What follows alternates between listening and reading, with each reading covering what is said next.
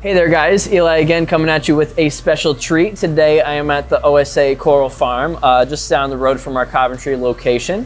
And I am standing in front of one of Chris's encrusting coral tables today to talk about the Stylocoeniella. So this is encrusting stylos, as most people would call them in the hobby. A little bit less of a mouthful. But these are really nice, easier going encrusting coral that we have a ton of in this table here. So basically from here onward in this table is a bunch of different stylos. These are a small polyp stony encrusting coral. They're one that does not need a bunch of light. Actually in the wild, a lot of these corals are collected from areas where they are actually under overhangs or kind of in crevices where these corals don't get a ton of light. They might not also receive much flow in a lot of these wild circumstances.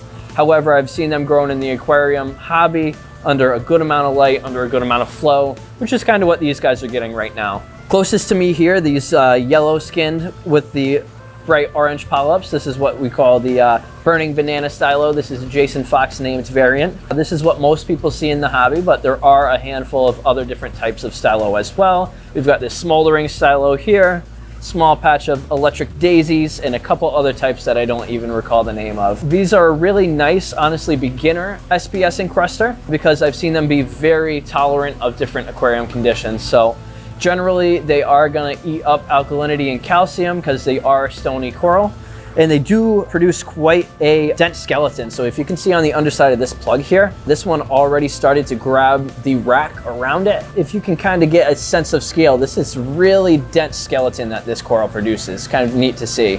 So as much as it is a very small polyps coral and it doesn't take up much space on the rockwork, it does produce quite a large skeleton underneath it.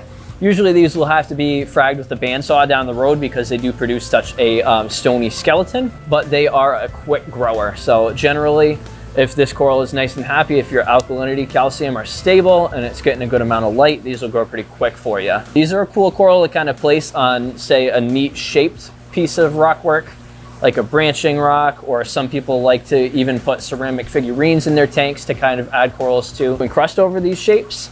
The stylo is one that is going to grow very tightly to the shape that you add it to and grow pretty quickly to cover it nice and fast. But so the stylos come in a handful of different colors. Like I mentioned before, this burning banana variant is one of the most commons that we come across in the hobby.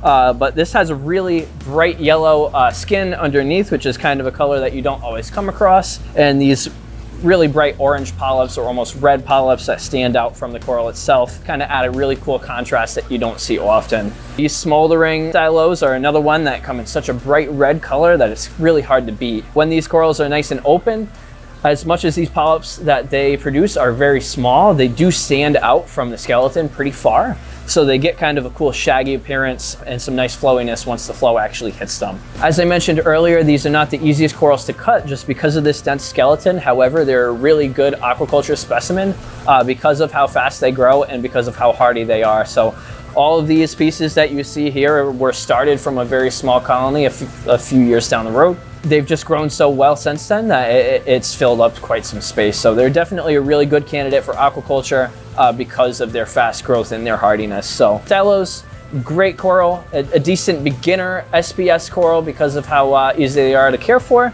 and they add some really cool color and appearance to your tank. So thank you guys as always for watching. Let us know in the comments if you have any questions or suggestions for future videos, and keep on reefing.